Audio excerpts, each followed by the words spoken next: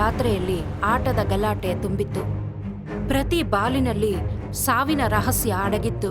ಟಿವಿಯ ಹೊಳಪಿನಲ್ಲಿ ಹಳೆಯ ಶಾಪ ಮತ್ತೆ ಬೆಳಗಿತ್ತು. ಪ್ರತಿ ವಿಕೆಟ್ಗೆ ಜೀವನದ ಆಸೆ ಕಡಿಮೆಯಾಗುತ್ತಾ ಬಂತು. ಆಟದ ತೀರ್ಮಾನವನ್ನು ಭಕ್ತಿ ಬದಲಾಯಿಸಿತ್ತು. ಆದರೆ ಮುಂದಿನ ಓವರ್ನಲ್ಲೇ ಕಥೆ ಅರ್ಧಕ್ಕೆ ಉಳಿದಿತ್ತು.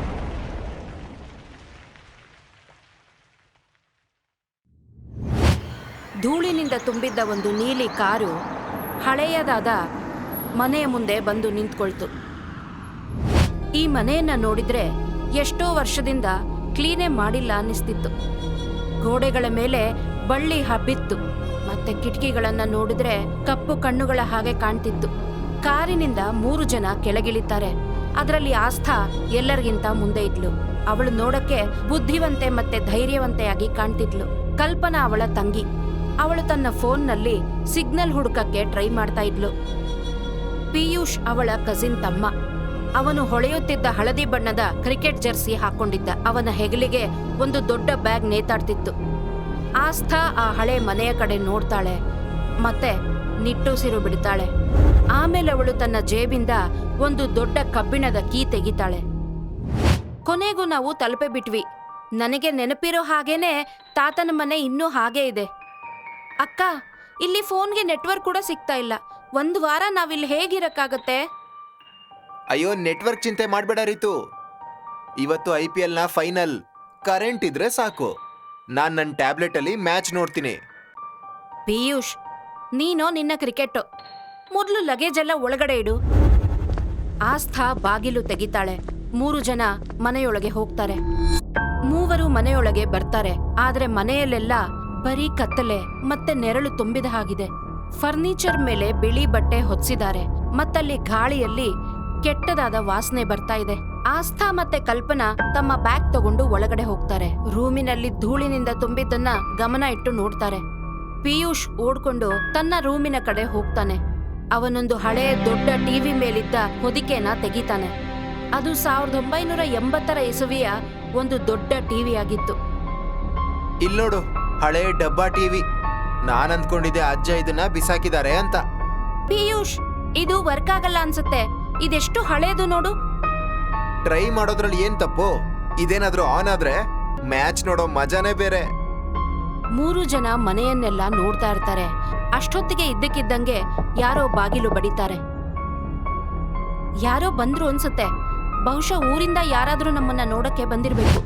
ಆಸ್ಥಾ ಬಾಗಿಲಿನ ಕಡೆ ಹೋಗ್ತಾಳೆ. ಬಾಗಿಲು ತೆಗಿತಾಳೆ. ಬಾಗಿಲಲ್ಲಿ ಆ ಹಳ್ಳಿಯ ಹುಡುಗಿಯಾದ ಕವಿತಾ ನಿಂತಿರ್ತಾಳೆ. ಅವಳು ಸಾಧಾರಣವಾದ ಬಟ್ಟೆ ಹಾಕೊಂಡಿದ್ದಾಳೆ ಮತ್ತೆ ತುಂಬಾ ಗಾಬರಿ ಆದ ಹಾಗೆ ಕಾಣ್ತಿದ್ದಾಳೆ. ಅವಳ ಕೈಯಲ್ಲಿ ಹಣ್ಣುಗಳು ತುಂಬಿದ್ದ ಒಂದು ಚಿಕ್ಕ ಬುಟ್ಟಿ ಇತ್ತು. ಆದ್ರೆ ಅವಳ ಕೈ ನಡುಗ್ತಾ ಇತ್ತು. ಅವಳು ಮತ್ತೆ ಮತ್ತೆ ತಿರುಗಿ ಹಳ್ಳಿ ದಾರಿ ಕಡೆ ನೋಡ್ತಾ ಇರ್ತಾಳೆ. ನೀವೆಲ್ಲ ಇಲ್ಲೇ ಇರಕ್ಕೆ ಬಂದಿದ್ದೀರಾ? ನೀವು ಸಿಟಿಯಿಂದ ಬಂದಿದ್ದೀರಾ? ಹೌದು, ನನ್ನ ಹೆಸರು ಆಸ್ಥಾ. ಇದು ನಮ್ಮ ತಾತನ ಮನೆ. ಮತ್ತೆ ನೀನ್ಯಾರು? ನನ್ನ ಹೆಸರು ಕವಿತಾ ಅಂತ. ನಾನಿಲ್ಲೇ ಹತ್ರದ ಮನೇಲೇ ಇರ್ತೀನಿ. ನಮ್ಮಮ್ಮ ನಿಮಗೆ ಈ ಹಣ್ಣು ಕೊಟ್ಟು ಕಳಿಸಿದ್ದಾರೆ. ಆದರೆ ಒಂದು ಮಾತು ಕೇಳಿ, ಇವತ್ತು ರಾತ್ರಿ ನೀವೆಲ್ಲ ಮನೆ ಒಳಗಡೆನೇ ಇರಿ. ಅಷ್ಟೊತ್ತಿಗೆ ಕಲ್ಪನಾ ಕೂಡ ಬಾಗಿಲ ಹತ್ರ ಬರ್ತಾಳೆ. ಯಾಕೆ? ಇಲ್ಲಿ ಯಾವ್ದಾದ್ರೂ ಪ್ರಾಣಿ ಇದೆಯಾ? ಪ್ರಾಣಿ ಅಲ್ಲ.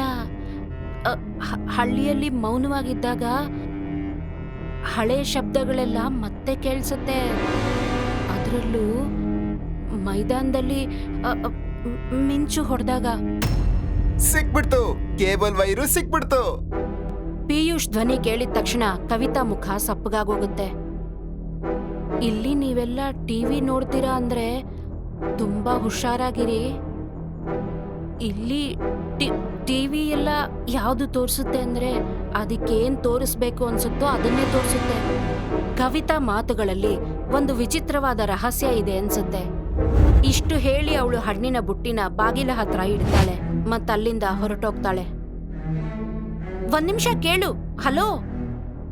ಹೋಗ್ಲಿ ಬಿಡಕ್ಕ, ಯಾರೋ ಹುಚ್ಚಿ ಅನ್ಸುತ್ತೆ. ಆಸ್ಥಾ ಇರಬಹುದು ಅನ್ಕೊಂಡು ಸರಿ ಅಂತ ಒಪ್ಕೋತಾಳೆ. ಅವಳಿಗೆ ಸ್ವಲ್ಪ ಚಿಂತೆ ಆಗತ್ತೆ. ಆದ್ರೆ ಆ ವಿಷಯನ ಅಲ್ಲಿಗೆ ಬಿಟ್ಬಿಡ್ತಾಳೆ. ಈಗ ರಾತ್ರಿ ಆಗಿದೆ. ಸೂರ್ಯ ಮುಳುಗಿದಾನೆ. ಹಳ್ಳಿ ಎಲ್ಲ ಗಾಢವಾದ ಕತ್ತಲಲ್ಲಿ ಮುಳುಗಿದೆ. ಪಿಯೂಷ್ ಹಳೆ ಟಿವಿಯನ್ನ ರೆಡಿ ಮಾಡಿದಾನೆ. ಮತ್ತವನು ನೆಲದ ಮೇಲೆ ಕೂತಿದ್ದಾನೆ. ಮತ್ತವನ ಕೈಯಲ್ಲಿ ಒಂದು ಬಟ್ಟಲಲ್ಲಿ ಸ್ನ್ಯಾಕ್ಸ್ ಇದೆ. ಆಸ್ಥಾ ಮತ್ತೆ ಕಲ್ಪನಾ ಹಳೆಯ ಸೋಫಾ ಮೇಲೆ ಕೂತ್ಕೊಂಡಿರ್ತಾರೆ. ಪಿಯೂಷ್ ಟಿವಿಯ ನಾಬ್ ತಿರುಗಿಸ್ತಾನೆ. ಸ್ಕ್ರೀನ್ ಮೇಲೆ ಗ್ಲಿಚ್ ಆಗಿ ಕಾಣಿಸ್ತಿರುತ್ತೆ. ಕಪ್ಪು ಬಿಳಿ ಗೆರೆಗಳು ವೇಗವಾಗಿ ಈ ಕಡೆ ಆ ಕಡೆ ಓಡ್ತಿರುತ್ತೆ. ಆಮೇಲೆ ನಿಧಾನವಾಗಿ ಒಂದು ಚಿತ್ರ ಕಾಣಕ್ಕೆ ಶುರುವಾಗುತ್ತೆ. ಅದೊಂದು ಕ್ರಿಕೆಟ್ ಗ್ರೌಂಡ್ ಆಗಿರುತ್ತೆ. ಆದ್ರೆ ಏನೋ ವಿಚಿತ್ರವಾಗಿದೆ ಅನ್ಸ್ತಿರುತ್ತೆ. ಹುಲ್ಲು ಹಸಿರಾಗಿರಲ್ಲ, ಬದಲಾಗಿ ಒಣಗಿದ ಹಾಗೆ ಕಾಣ್ತಿರುತ್ತೆ. ಪ್ಲೇಯರ್ಸ್ ಎಲ್ಲ ಹಾಕೊಂಡಿದ್ದ ಜರ್ಸಿ ಮೇಲೆ ಯಾವುದೇ ಹೆಸರಿರಲ್ಲ. ನೋಡಕ್ಕೆ ಬಂದಿದ್ದ ಜನರೆಲ್ಲ ಖುಷಿಯಾಗಿರಲ್ಲ. ಅವರೆಲ್ಲ ಮೌನವಾಗಿ ಕೂತಿರ್ತಾರೆ. ನೋಡಕ್ಕೆ ಕಲ್ಲಿನ ಮೂರ್ತಿಗಳ ಹಾಗಿರ್ತಾರೆ. ಇದ್ ಯಾವ ಚಾನೆಲ್ ಹಾಕಿದ್ಯಾ? ಕಲರ್ಸ್ ಯಾಕೆ ವಿಚಿತ್ರವಾಗಿದೆ? ಬಹುಶಃ ಸಿಗ್ನಲ್ ವೀಕ್ ಇರ್ಬೇಕು. ಆದ್ರೆ ನೋಡಲಿ, ಇದು ಚೆನ್ನೈ ಮತ್ತೆ ಮುಂಬೈ ಮ್ಯಾಚು. ಆದ್ರೆ ಸ್ಕೋರ್ ಬೋರ್ಡ್ ನೋಡು, ಏನ್ ಬರ್ದಿದೆ ಅಲ್ಲಿ? ಸ್ಕ್ರೀನ್ನಲ್ಲಿ ಕೆಳಗೆ ಕಾಣ್ತಿರೋ ಬೋರ್ಡ್ ಮೇಲೆ ಬರ್ದಿರುತ್ತೆ, wicket is equal to life.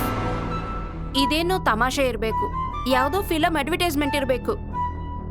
3 ಜನ ಅದನ್ನು ನೋಡಿ ಆಶ್ಚರ್ಯ ಮತ್ತೆ ಕುತೂಹಲದಿಂದ ಇರ್ತಾರೆ. ಸ್ವಲ್ಪ ಹೊತ್ತಲ್ಲೇ ಟಿವಿಯಲ್ಲಿ ಮ್ಯಾಚ್ ಶುರುವಾಗುತ್ತೆ. ಒಬ್ಬ ಬೌಲರ್ ಜೋರಾಗಿ ಓಡ್ಕೊಂಡು ಬರ್ತಾನೆ. ಅವನು ನೋಡಕ್ಕೆ ತುಂಬಾ ಉದ್ದ ಇದ್ದಾನೆ. ಅವನ ಟೋಪಿಯ ನೆರಳು ಮುಖದ ಮೇಲೆ ಆವರಿಸಿರುತ್ತೆ. ಅವನು ಬೌಲಿಂಗ್ ಮಾಡ್ತಾನೆ. ಬ್ಯಾಟರ್ ಅದನ್ನ ತಪ್ಪಿಬಿಡ್ತಾನೆ. ಸ್ಟಂಪ್ ಹಾರಿ ಹೋಗುತ್ತೆ. Out out! ಏನ್ ಸಖತ್ತಾಗಿ ಬಾಲ್ ಮಾಡ್ದ. ಅದೇ ಹೊತ್ತಿಗೆ ಕಿಚನ್ ಕಡೆಯಿಂದ ಜೋರಾಗಿ ಏನೋ ಬಿದ್ದ ಶಬ್ದ ಕೇಳುತ್ತೆ. ಇಬ್ಬರು ಹುಡುಗಿಯರು ಭಯದಿಂದ ಹೌಹಾರಿ ಬಿಡ್ತಾರೆ. ಪಿಯೂಷ್, ಹೋಗು, ಕಿಚನ್ ಅಲ್ಲಿ ಏನ್ ಬಿತ್ತು ನೋಡು. ಪಿಯೂಷ್ ಕಿಚನ್ ಕಡೆ ಹೋಗ್ತಾನೆ. ಅವನು ಒಳಗಡೆ ಹೋಗಿ ನೋಡಿದಾಗ ನೆಲದ ಮೇಲೆ ಒಂದು ದೊಡ್ಡ ಮಣ್ಣಿನ ಪಾತ್ರೆ ಒಡೆದು ಬಿದ್ದಿರುತ್ತೆ. ಆದ್ರೆ ಅಲ್ಲಿ ಜೋರಾಗಿ ಗಾಳಿನೂ ಇರಲಿಲ್ಲ, ಯಾವ ಬೆಕ್ಕೂ ಇರಲಿಲ್ಲ. ಕಿಟಕಿ ಕೂಡ ಮುಚ್ಚಿತ್ತು. ಅಷ್ಟೊತ್ತಿಗೆ ಕಲ್ಪನಾ ಮತ್ತು ಆಸ್ಥಾ ಕೂಡ ಅಲ್ಲಿಗೆ ಬರ್ತಾರೆ. ಈ ಪಾತ್ರೆ ತಾನಾಗ್ ತಾನೇ ಹೆಂಗ್ ಬಿತ್ತು? ಪಿಯೂಷ್ ನೆಲದ ಮೇಲೆ ನೋಡ್ತಾ ಇದ್ದಾನೆ. ಅವನು ಆ ಮುರಿದು ಬಿದ್ದಿದ್ದ ಮಡಿಕೆ ಕಡೆ ತೋರಿಸ್ತಾನೆ. ಬಿದ್ದು ಒಡೆದಿದ್ದ ಪಾತ್ರೆಯ ಮಧ್ಯದಲ್ಲಿ ಒಂದು ಚಿಕ್ಕ ಕ್ರಿಕೆಟ್ ಬಾಲ್ ಇರುತ್ತೆ. ಅದು ಹಳೆಯದಾದ ಒದ್ದೆಯಾದ ಕೊಳೆಯಾದ ಬಾಲ್ ಆಗಿರುತ್ತೆ. ಮೂವರು ಅದನ್ನ ನೋಡಿ ಆಶ್ಚರ್ಯದಿಂದ ನಿಂತಿರ್ತಾರೆ. ಸ್ವಲ್ಪ ಹೊತ್ತಾದ್ಮೇಲೆ ಆಸ್ಥಾ, ಕಲ್ಪನಾ ಮತ್ತೆ ಪಿಯೂಷ್ ಟಾರ್ಚ್ ತಗೊಂಡು ಹೊರಗಡೆ ಹೋಗ್ತಾರೆ. ಎಲ್ಲ ಬೇರೆ ಬೇರೆ ದಿಕ್ಕಿಗೆ ಹೋಗಿ ಹುಡುಕಕ್ಕೆ ಶುರು ಮಾಡ್ತಾರೆ. ಅವರ ಜೊತೆ ಯಾರಾದ್ರೂ ಹಳ್ಳಿಯವರು ತಮಾಷೆಗೆ ಹೀಗ್ ಮಾಡಿದಾರ ಅಂತ ತಿಳ್ಕೊಳ್ಳಕ್ಕೆ ಟ್ರೈ ಮಾಡ್ತಾರೆ. ಆದ್ರೆ ಹಳ್ಳಿ ಪೂರ್ತಿ ಶಾಂತವಾಗಿರುತ್ತೆ. ಬೇರೆ ಯಾವ ಮನೆಯಲ್ಲೂ ಸ್ವಲ್ಪ ಬೆಳಕು ಇರೋದಿಲ್ಲ. ಇದ್ದಕ್ಕಿದ್ದಂಗೆ ಕವಿತಾ ತನ್ನ ಕಡೆ ಓಡ್ಕೊಂಡು ಬರ್ತಿರೋದನ್ನ ಆಸ್ಥಾ ನೋಡ್ತಾಳೆ. ಅವಳು ಅಳ್ತಾ ಇರ್ತಾಳೆ. ಅವಳನ್ನ ನೋಡಿ ಪಿಯೂಷ್ ಮತ್ತೆ ಕಲ್ಪನಾ ಕೂಡ ಬೇಗ ಅಲ್ಲಿಗೆ ಬರ್ತಾರೆ.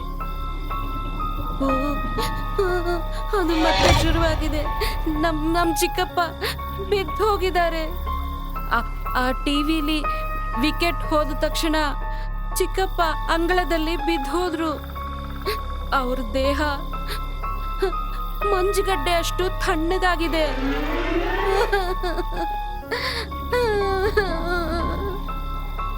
ಏನು ಏನ್ ಹೇಳ್ತಿದ್ಯಾ ನೀನು? ಟಿವಿಗೂ ನಿಮ್ ಚಿಕ್ಕಪ್ಪಂಗೂ ಏನ್ ಸಂಬಂಧ? ಈ ಹಳ್ಳಿಗೆ ಒಂದು ಶಾಪ ಇದೆ. ಈ ಹಳ್ಳಿ ಜನ ತುಂಬಾ ವರ್ಷಗಳಿಂದ ಕ್ರಿಕೆಟ್ ಮ್ಯಾಚ್ ಮೇಲೆ ಬೆಟ್ಟಿಂಗ್ ಕಟ್ತಾ ಇದ್ರು. ಆದ್ರೆ ಒಂದಿನ ಎಲ್ಲ ಬದಲಾಗೋಯ್ತು. ಒಬ್ರು ಅಂಪೈರು ತಪ್ಪು ಡಿಸಿಷನ್ ಕೊಟ್ಟಿದ್ದಕ್ಕೆ ಈ ಹಳ್ಳಿಯಿಂದ ಹೋಗಿದ್ದ ಪ್ಲೇಯರ್ ಆಯುಷ್ ಸೋತ್ ಹೋದ. ಮತ್ತೆ ಊರಿನವರೆಲ್ಲ ಆ ಬೆಟ್ಟಿಂಗ್ ಅಲ್ಲಿ ಆ ಡಿಸಿಷನ್ ನಿಂದ ಸೋತು ಹೋದ್ರು. ಅವರೆಲ್ಲ ಆ ಸೋಲನ್ನ ಒಪ್ಕೊಳ್ಳಕ್ಕಾಗ್ಲಿಲ್ಲ. ಅದಕ್ಕೆ ಅವರೆಲ್ಲ ಸೇರಿ ಆಯುಷ್ನ ಅವನ್ ಮನೇಲೆ ಜೀವಂತವಾಗಿ ಸುಟ್ಟು ಹಾಕ್ಬಿಟ್ರು. ಅವಾಗಿಂದ ಇಲ್ಲಿ ಅವನು ಎಲ್ಲರನ್ನೂ ಒಬ್ಬೊಬ್ಬರನ್ನಾಗೆ ಕೊಲ್ತಾನೆ. ಕ್ರಿಕೆಟ್ ನೋಡೋರನ್ನೆಲ್ಲ ಕೊಲ್ತಾನೆ. ಇದೆಲ್ಲ ನಾನ್ ನಂಬೋದಿಲ್ಲ. ಇದೆಲ್ಲ ಮೂಢನಂಬಿಕೆ. ಆಗ ಮನೆ ಒಳಗಿಂದ ಟಿವಿಯ ಧ್ವನಿ ಕೇಳಿಸುತ್ತೆ. ಗ್ರೌಂಡ್ ಅಲ್ಲಿ ಕೂತಿದ್ದ ಜನ ಎಲ್ಲ ಜೋರಾಗಿ ಕಿರ್ಚಕ್ಕೆ ಶುರು ಮಾಡ್ತಾರೆ. ಆದ್ರೆ ಅದು ಖುಷಿಯ ಕಿರ್ಚಾಟ ಆಗಿರಲಿಲ್ಲ. ಎಲ್ಲರೂ ನೋವಿನಿಂದ ಅಳುತ್ತಾ ಇದ್ರು.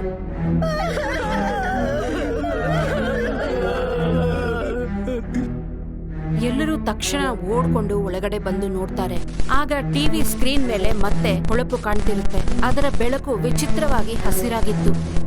ಸ್ಕ್ರೀನ್ ಮೇಲೆ ಅದೇ ಉದ್ದವಾದ ಬೌಲರ್ ಪಿಚ್ ಮೇಲೆ ನಿಂತಿರ್ತಾನೆ. ಅವನು ನೇರವಾಗಿ ನೋಡ್ತಾ ಇರ್ತಾನೆ. ಅವನು ಇವರನ್ನೇ ನೋಡ್ತಿದ್ದಾನೇನೋ ಅನ್ನಿಸ್ತಿರುತ್ತೆ. ಈಗ ಸ್ಕೋರ್ ಬೋರ್ಡ್ ಮೇಲೆ ಬರ್ದಿರೋದು ವಿಕೆಟ್ಸ್ ಟೇಕನ್ 1, ಮುಂದಿನ ಗುರಿ ಮನೆ 4. ಆಸ್ಥಾ ಅಕ್ಕ, ನಿಮ್ ಮನೆ ನಂಬರ್ ಏನು? ಆಸ್ಥಾ ಬಾಗಿಲ ಹತ್ರ ನಿಂತಿದ್ದ ಹಳೆಯ ಮರದ ಕಂಬದ ಕಡೆ ನೋಡ್ತಾಳೆ. ಅಲ್ಲೊಂದು ತುಕ್ಕು ಹಿಡಿದ ಮೆಟಲ್ ಬೋರ್ಡ್ ಹಾಕಿದ್ದಾರೆ. ಅದರ ಮೇಲೆ ನಂಬರ್ 4 ಅಂತ ಬರ್ದಿರುತ್ತೆ. ಪಿಯೂಷ್, ಟಿವಿ ಈಗ್ಲೇ ಆಫ್ ಮಾಡು, ಬೇಗ. ಪಿಯೂಷ್ ಟಿವಿ ಹತ್ರ ಹೋಗ್ತಾನೆ. ಅವನು ಬಟನ್ ಒತ್ತುತ್ತಾನೆ, ಆದ್ರೆ ಏನು ಉಪಯೋಗ ಆಗಲ್ಲ. ಅವನು ಗೋಡೆಗೆ ಹಾಕಿದ್ದ ಪ್ಲಗ್ ಅನ್ನೇ ತೆಗೆದು ಬಿಡ್ತಾನೆ. ಆದ್ರೂ ಟಿವಿ ಆನ್ ಆಗೇ ಇರುತ್ತೆ, ಸ್ಕ್ರೀನ್ ಆಫ್ ಆಗಲ್ಲ. ಇದು ಕರೆಂಟ್ ಇಲ್ಲ ಅಂದ್ರೂ ಆನ್ ಆಗೇ ಇದೆ, ಇದು ಹೇಗ್ ಸಾಧ್ಯ? 3 ಜನ ಆಶ್ಚರ್ಯದಿಂದ ಒಬ್ಬರನ್ನೊಬ್ರು ನೋಡ್ತಾರೆ. ಆಗ ಇದ್ದಕ್ಕಿದ್ದಂಗೆ ಗಾಳಿ ತಣ್ಣಗಾದ ಹಾಗನ್ಸುತ್ತೆ. ಅವರ ಉಸಿರು ಕೂಡ ಗಾಳಿಯಲ್ಲಿ ಮಂಜಿನ ಹಾಗೆ ಕಾಣುತ್ತೆ. ಸ್ಕ್ರೀನ್ ಮೇಲೆ ಬೌಲರ್ ಮತ್ತೆ ಓಡಕ್ಕೆ ಶುರು ಮಾಡ್ತಾನೆ. ಆಗ ಅವನ ಪ್ರತಿಯೊಂದು ಹೆಜ್ಜೆಯ ಶಬ್ದ ಮನೆಯಲ್ಲಿ ಯಾರೋ ಸುತ್ತಿಗೆ ತಗೊಂಡು ಹೊಡೆದಷ್ಟು ಜೋರಾಗಿ ಕೇಳಿಸತ್ತೆ. ನಾವ್ ಬೇಗ ಇವನನ್ನ ತಡಿಬೇಕು. ಇನ್ನೊಂದು ವಿಕೆಟ್ ಏನಾದ್ರೂ ಬಿದ್ದೋದ್ರೆ ಆಗ ಈ ಮನೆಯಲ್ಲಿ ಯಾರು ಉಳಿಯಲ್ಲ. ಪಿಯೂಷ್, ಆ ಟಿವಿನೇ ಒಡೆದಾಕ್ಬಿಡು, ಬೇಗ. ಪಿಯೂಷ್ ತನ್ನ ಬ್ಯಾಗಲ್ಲಿದ್ದ ದೊಡ್ಡ ಕ್ರಿಕೆಟ್ ಬ್ಯಾಟ್ ತೆಗಿತಾನೆ. ಅದರಿಂದ ಟಿವಿನ ಜೋರಾಗಿ ಹೊಡೆಯೋದಕ್ಕೆ ಟ್ರೈ ಮಾಡ್ತಾನೆ. ಆದ್ರೆ ಬ್ಯಾಟ್ ಗಾಳಿಯಲ್ಲಿ ಹಾಗೆ ನಿಂತು ಬಿಡುತ್ತೆ. ಯಾವುದೋ ಅದೃಶ್ಯವಾದ ಶಕ್ತಿ ಅದನ್ನ ತಡೆದು ಹಿಡಿದ ಹಾಗೆ ಅನ್ಸುತ್ತೆ. ಪಿಯೂಷ್ ತುಂಬಾ ಪ್ರಯತ್ನ ಮಾಡ್ತಾನೆ, ಆದ್ರೆ ಅವನಿಂದ ಬ್ಯಾಟ್ ಅಲ್ಲಾಡ್ಸಕ್ಕೂ ಆಗಲ್ಲ. ನನಗೆ ಅಲ್ಲಾಡೋಕ್ ಆಗ್ತಾ ಇಲ್ಲ, ಯಾರೋ ನನ್ನ ಕೈನ ಹಿಡ್ಕೊಂಡಿದ್ದಾರೆ. ಟಿವಿಯಲ್ಲಿ ಬೌಲರ್ ಈಗ ಕ್ರೀಸ್ಗೆ ತುಂಬಾ ಹತ್ರ ಬಂದ್ಬಿಟ್ಟಿದ್ದಾನೆ. ಅವನಿನ್ನೇನು ಬಾಲನ್ನ ಎಸಿತಾನೆ. ಆಸ್ಥಾ ಆ ರೂಮಲ್ಲಿ ಎಲ್ಲಾ ಕಡೆ ನೋಡ್ತಾಳೆ. ಅವಳಿಗೆ ತಾತ ಹೇಳಿದ ಒಂದು ಮಾತು ನೆನಪಾಗುತ್ತೆ. ಆ ರೂಮಿನ ಮೂಲೆಯಲ್ಲಿಟ್ಟಿದ್ದ ಒಂದು ಹಳೆ ಅಲ್ಮಾರನ ಅವಳು ನೋಡ್ತಾಳೆ. ಕಲ್ಪನಾ, ಆ ಅಲ್ಮಾರಿ ತೆಗಿಬೇಕು, ನಂಗೆ ಹೆಲ್ಪ್ ಮಾಡು. ಆಸ್ಥಾ ಮತ್ತು ಕಲ್ಪನಾ ಅಲ್ಮಾರಿ ಹತ್ರ ಹೋಗ್ತಾರೆ. ಅವರು ಅಲ್ಮಾರಿಯ ದೊಡ್ಡ ಬಾಗಿಲನ್ನ ತೆಗಿತಾರೆ. ಅದರಲ್ಲಿ ಹಳೆಯ ಕ್ರಿಕೆಟ್ ಟ್ರಾಫಿಗಳನ್ನ ಇಟ್ಟಿರ್ತಾರೆ. ಅದರಲ್ಲಿ ಒಂದು ತುಂಬಾ ಹಳೆಯದಾದ ಬುಕ್ ಕೂಡ ಇರುತ್ತೆ. ಆಸ್ಥಾ ಆ ಬುಕ್ಕನ್ನ ಕೈಗೆ ತಗೋತಾಳೆ. ಅದೊಂದು ಹಳೆಯ ಡೈರಿ ಆಗಿರುತ್ತೆ. ಈ ಮ್ಯಾಚ್ ಇನ್ನೂ ಮುಗ್ದಿರ್ಲಿಲ್ಲ. 1983 ನಡೆದ ಒಂದು ಲೋಕಲ್ ಮ್ಯಾಚ್ ಇದು. ಅದರಲ್ಲಿ ತಾತನೇ ಅಂಪೈರ್ ಆಗಿದ್ರು, ಮತ್ತವರೇ ತಪ್ಪು ಡಿಸಿಷನ್ ಕೊಟ್ಟಿದ್ರು. ಆ ಡಿಸಿಷನ್ ನಿಂದಾನೇ ಇಲ್ಲಿನ ಜನ ಆ ಪ್ಲೇಯರ್ನ ಕೊಂದು ಬಿಟ್ಟಿದ್ರು. ಅದೇ ಪ್ಲೇಯರ್ ಈಗ ವಾಪಸ್ ಬಂದಿದ್ದಾನೆ. ಅವನು ಈಗ ಸೇಡ್ ತೀರಿಸ್ಕೋಬೇಕು ಅಂತಿದ್ದಾನೆ.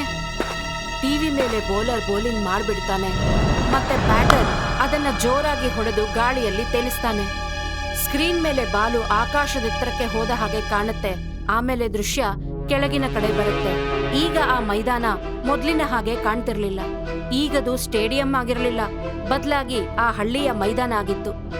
ಬಾಲ್ ಈಗ ಕೆಳಗಡೆ ನಿಂತಿದ್ದ ಒಬ್ಬ ಆಟಗಾರನ ಹತ್ರ ಬರ್ತಾ ಇರುತ್ತೆ. ಮತ್ತೆ ಆ ಆಟಗಾರ ಅದನ್ನ ಹಿಡಿಯಕ್ಕೆ ರೆಡಿ ಆಗಿರ್ತಾನೆ. ಅವನೇನಾದ್ರೂ ಆ ಕ್ಯಾಚ್ ಹಿಡಿದ್ಬಿಟ್ರೆ ವಿಕೆಟ್ ಬಿದ್ದು ಹೋಗುತ್ತೆ. ನಾವೀ ಆಟದ ನಿಯಮನ ಬದಲಾಯಿಸಬೇಕು. ತಾತ ಇದರಲ್ಲಿ ಬರ್ದಿದ್ದಾರೆ, ಅಂಪೈರ್ ತಮ್ಮ ಡಿಸಿಷನ್ ಬದಲಾಯಿಸಿದ್ರೆ ಮಾತ್ರ ಈ ಆಟ ನಿಲ್ಲೋದು. ಆದ್ರೆ ಅಂಪೈರ್ ಎಲ್ಲಿದ್ದಾರೆ? ಅಜ್ಜ ಅಂತೂ ತೀರೋಗಿದಾರಲ್ಲ. ಆಸ್ಥಾ ಪಿಯೂಷ್ ಕೈಯಲ್ಲಿ ಹಿಡ್ಕೊಂಡಿದ್ದ ಬ್ಯಾಟ್ ಕಡೆ ನೋಡ್ತಾಳೆ. ಅದರ ಮೇಲೆ ಒಂದು ಸಿಗ್ನೇಚರ್ ಇರುತ್ತೆ. ಅದು ಅವರ ತಾತನ ಸಿಗ್ನೇಚರ್ ಆಗಿತ್ತು. ಆಸ್ಥಾ ಬೇಗ ಬಂದು ಮರಗಟ್ಟಿದ ಪಿಯೂಷ್ ಕೈಯಿಂದ ಬ್ಯಾಟ್ ಹಿಡ್ಕೋತಾಳೆ. ಆ ಅದೃಶ್ಯ ಶಕ್ತಿ ತುಂಬಾ ಜೋರಾಗಿತ್ತು. ಆದ್ರೂ ಅವಳು ತುಂಬಾ ಶಕ್ತಿ ಬಿಟ್ಟು ಬ್ಯಾಟ್ ಅನ್ನ ಕಿತ್ಕೋತಾಳೆ. ಆಮೇಲೆ ಅವಳು ಟಿವಿ ಮುಂದೆ ಬಂದು ನಿಂತ್ಕೋತಾಳೆ.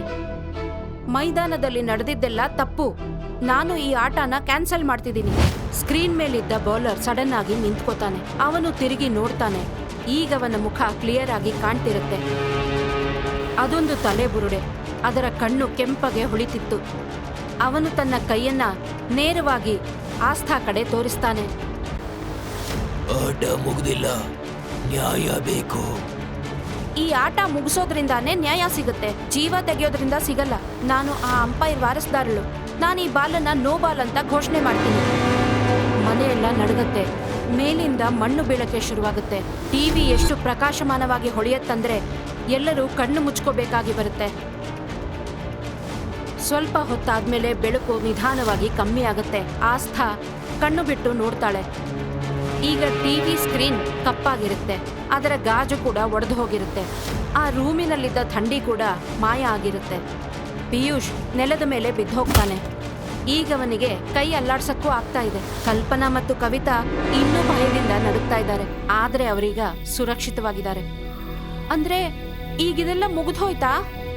ಟಿವಿ ಸತ್ತೋಯ್ತು, ನಿಜವಾಗ್ಲೂ ಸತ್ತೋಯ್ತು. ಕವಿತಾ ಕಿಟಕಿ ಹತ್ರ ಹೋಗ್ತಾಳೆ. ಹೊರಗಡೆ ಚಂದ್ರ ಕಾಣಿಸ್ತಿರ್ತಾನೆ. ಮತ್ತೆ ಧೂಳು ಕೂಡ ಕ್ಲೀನ್ ಆಗಿರುತ್ತೆ. ಅವಳು ತಿರುಗಿ ಹುಡುಗಿಯರ ಕಡೆ ನೋಡಿ ತಲೆ ಆಡಿಸ್ತಾಳೆ. ನೀವು ಅವನನ್ನ ಸಮಾಧಾನ ಮಾಡ್ಬಿಟ್ರಿ. ಇನ್ಮೇಲೆ ಹಳ್ಳಿಯವರೆಲ್ಲ ಆರಾಮಾಗಿ ನಿದ್ದೆ ಮಾಡ್ತಾರೆ. ಮೂವರು ದೀರ್ಘವಾಗಿ ಉಸಿರು ತಗೋತಾರೆ. ಮತ್ತೊಬ್ಬರನ್ನೊಬ್ರು ನೋಡಿ ತಲೆ ಆಡಿಸ್ತಾರೆ. ಮರುದಿನ ಬೆಳಗ್ಗೆ ಹಳ್ಳಿಯಲ್ಲಿ ಸೂರ್ಯೋದಯ ಆಗಿದೆ. ಮತ್ತೆ ಎಲ್ಲ ಸಾಮಾನ್ಯ ಮತ್ತೆ ಸುಂದರವಾಗಿ ಕಾಣ್ತಾ ಇದೆ. ಹಕ್ಕಿಗಳೆಲ್ಲ ಚಿಲಿಪಿಲಿಗುಡ್ತಾ ಇದೆ. ಆಸ್ಥಾ, ಕಲ್ಪನಾ ಮತ್ತೆ ಪಿಯೂಷ್ ತಮ್ಮ ಲಗೇಜನ್ನೆಲ್ಲ ಕಾರಲ್ಲಿ ಇಡ್ತಾ ಇದ್ದಾರೆ. ಈಗವರಿಗೆ ಒಂದು ಕ್ಷಣನೂ ಇಲ್ಲಿರೋದಕ್ಕೆ ಇಷ್ಟ ಇಲ್ಲ. ಕವಿತಾ ಬಾಗಿಲ ಹತ್ರ ನಿಂತ್ಕೊಂಡು ಅವರಿಗೆಲ್ಲ ಬಾಯ್ ಹೇಳ್ತಾ ಇದ್ದಾಳೆ. ನೀನು ಹುಷಾರಾಗಿರು ಕವಿತಾ. ಸ್ವಲ್ಪ ದಿನ ಟಿವಿ ನೋಡಕ್ ಹೋಗ್ಬೇಡ. ನಾನ್ ಯಾವತ್ತೂ ಟಿವಿ ನೋಡಲ್ಲ. ನಿಮ್ಗೆ ಹ್ಯಾಪಿ ಜರ್ನಿ. ಕವಿತಾ ಅಲ್ಲಿಂದ ಹೊರಟೋಗ್ತಾಳೆ. ಆಸ್ಥಾ ಮತ್ತೆ ಕಲ್ಪನಾ ಅಲ್ಲೇ ನಿಂತ್ಕೊಂಡು ಅವಳು ಹೋಗ್ತಿರೋದನ್ನ ನೋಡ್ತಾರೆ. ಕಾರ್ ಸ್ಟಾರ್ಟ್ ಆಗುತ್ತೆ. ಅಲ್ಲಿ ಪಿಯೂಷ್ ಸುಮ್ಮನೆ ಕೂತಿರ್ತಾನೆ. ಅವನೀಗ ತನ್ನ ಕ್ರಿಕೆಟ್ ಜರ್ಸಿ ಹಾಕೊಂಡಿರಲ್ಲ. ಅವನದನ್ನ ಡಿಕ್ಕಿಯಲ್ಲಿ ಲಗೇಜ್ ಕೆಳಗಡೆ ಹಾಕ್ಬಿಟ್ಟಿರ್ತಾನೆ. ಆಸ್ಥಾ ಮತ್ತೆ ಕಲ್ಪನಾ ಕೂಡ ಬಂದು ಗಾಡಿಲಿ ಕೂತ್ಕೋತಾರೆ. ಅವರೆಲ್ಲ ಅಲ್ಲಿಂದ ಹೊರಟೋಗ್ತಾರೆ. ಅವರು ಹಳ್ಳಿಯಿಂದ ದೂರ ಹೋಗ್ತಿರ್ತಾರೆ. ದಾರಿಯೆಲ್ಲ ಕೆಟ್ಟದಾಗಿರುತ್ತೆ. ಪಿಯೂಷ್ ತನ್ನ ಬ್ಯಾಗಿಂದ ಟ್ಯಾಬ್ಲೆಟ್ ತಗೊಳಕ್ಕೆ ಕೈ ಹಾಕ್ತಾನೆ. ಒಂದ್ ಸರಿ ನೋಡು ಸಾಕು. ನಿನ್ನೆ ರಾತ್ರಿ IPL ಫೈನಲ್ನ ಯಾರ್ ಗೆದ್ರು ಅಂತ ನ್ಯೂಸ್ ಬಂದಿರ್ಬೇಕಲ್ವಾ? ಆಸ್ಥಾ ಅವನ ಕಡೆ ನೋಡ್ತಾಳೆ. ಬೇಡ ಅಂತ ಹೇಳ್ಬೇಕು ಅನ್ಕೋತಾಳೆ. ಆದ್ರೆ ಅವಳಿಗೂ ತಿಳ್ಕೋಬೇಕಂತ ಕುತೂಹಲ ಇರುತ್ತೆ. ಪಿಯೂಷ್ ಟ್ಯಾಬ್ ಆನ್ ಮಾಡ್ತಾನೆ. ಸ್ಕ್ರೀನ್ ಹೊಳೆಯಕ್ಕೆ ಶುರುವಾಗುತ್ತೆ. ಅವನೊಂದು ಸ್ಪೋರ್ಟ್ಸ್ ಆಪ್ ಓಪನ್ ಮಾಡ್ತಾನೆ. ಅದರ ಮೇಲೆ ಬರ್ದಿರುತ್ತೆ, ಮಳೆಯ ಕಾರಣದಿಂದಾಗಿ ಫೈನಲ್ ಮ್ಯಾಚ್ ಕ್ಯಾನ್ಸಲ್ ಆಗಿದೆ. ಪಿಯೂಷ್ಗೆ ಶಾಕ್ ಆಗುತ್ತೆ. ಮತ್ತೆ ಕೆಳಗೆ ಸ್ಕ್ರಾಲ್ ಮಾಡ್ತಾನೆ. ವಿಚಿತ್ರವಾಗಿದೆಯಲ್ಲ, ನಿನ್ನೆ ರಾತ್ರಿ ಯಾವ ಮ್ಯಾಚ್ ನಡೆದಿಲ್ವಾ? ಹಾಗಾದ್ರೆ ನಾವೇನ್ ನೋಡಿದ್ದು? ಕಲ್ಪನಾ ಹಿಂದಿನ ಸೀಟಿನ ಕಿಟಕಿಯಿಂದ ಹೊರಗಡೆ ನೋಡ್ತಾ ಇದ್ದಾಳೆ. ಮನೆ ಈಗ ತುಂಬಾ ದೂರ ಆಯ್ತು. ಅವಳು ತನ್ನ ಫೋನ್ ಕಡೆ ನೋಡ್ತಾಳೆ. ಆಗ ಅವಳ ಫೋನ್ ಪಿಂಗ್ ಮಾಡುತ್ತೆ. ಅವಳ ಫೋನ್ನಲ್ಲಿ ಒಂದು ನೋಟಿಫಿಕೇಶನ್ ಬಂದಿರುತ್ತೆ. ಅರೆ, ಮೊಬೈಲ್ ನೆಟ್ವರ್ಕ್ ಬಂದಿದೆ ಅನ್ಸುತ್ತೆ. ನಂಗೊಂದು ವಿಡಿಯೋ ಮೆಸೇಜ್ ಬಂದಿದೆ. ಯಾರ್ದು ಮೆಸೇಜ್? ಕಲ್ಪನಾ ಮೆಸೇಜ್ ಓಪನ್ ಮಾಡ್ತಾಳೆ. ಅದರಲ್ಲೊಂದು ವಿಡಿಯೋ ಫೈಲ್ ಇರುತ್ತೆ. ಆದ್ರೆ ಯಾರು ಕಳಿಸಿದ್ದಾರೆ ಅನ್ನೋ ಹೆಸರಿರಲ್ಲ. ಅವಳು ಪ್ಲೇ ಮಾಡ್ತಾಳೆ. ವಿಡಿಯೋದಲ್ಲಿ ಅವರ ಕಾರಲ್ಲಿ ಒಳಗಿನ ದೃಶ್ಯ ಕಾಣಿಸ್ತಿರುತ್ತೆ. ಈಗವರು ಯಾವ ದೃಶ್ಯ ನೋಡ್ತಿದ್ದಾರೋ ಅದೇ ರೀತಿ ಇರುತ್ತೆ. ಕ್ಯಾಮರಾ ಅವರ ಹಿಂದೆನೇ ಇರುತ್ತೆ. ವಿಡಿಯೋದಲ್ಲಿ ಒಂದು ಮಂದಸ್ವರ ಪಿಸ್ಗುಡುತ್ತೆ. ಈ ಧ್ವನಿ ಅದೇ ಕಾಮೆಂಟೇಟರ್ದು. ಅದೇ ಧ್ವನಿ ಟಿವಿಯಲ್ಲಿ ಕೇಳಿಸ್ತಿತ್ತು. ಮುಂದಿನ ಓವರ್ ಇನ್ನೂ ಬಾಕಿ ಇದೆ. ಫೋನ್ನಲ್ಲಿ ಬರ್ತಿರೋ ವಿಡಿಯೋದಲ್ಲಿ ಅವರ ಕಾರಿನ ಹಿಂದಿನ ಸೀಟಿಂದ ನಿಧಾನವಾಗಿ ಒಂದು ಕೈ ಮೇಲೆ ಬರುತ್ತೆ. ಅದೊಂದು ಒಣದಾದ ಮೂಳೆಯ ತರ ಕೈಯಾಗಿತ್ತು. ಆ ಕೈಯಲ್ಲಿ ಒಂದು ಕ್ರಿಕೆಟ್ ಬಾಲ್ ಹಿಡ್ಕೊಂಡಿತ್ತು. ಕಲ್ಪನಾ ನಿಧಾನವಾಗಿ ಹಿಂದಿನ ಸೀಟ್ ಕಡೆಗೆ ತಲೆಯಾಡಿಸಿ ನೋಡ್ತಾಳೆ.